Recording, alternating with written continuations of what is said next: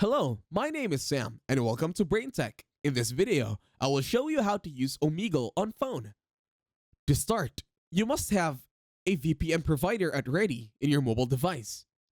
Once you have your VPN provider, tap or open your VPN provider and make sure you are now connected to your VPN.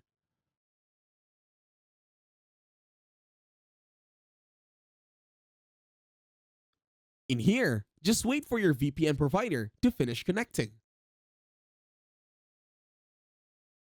Once you are connected, this time close your VPN provider.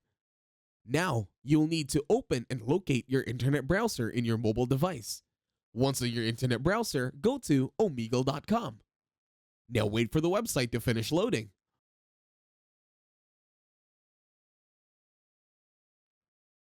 In here, click on the link that says www.omegle.com. Then wait for the website to finish loading once again.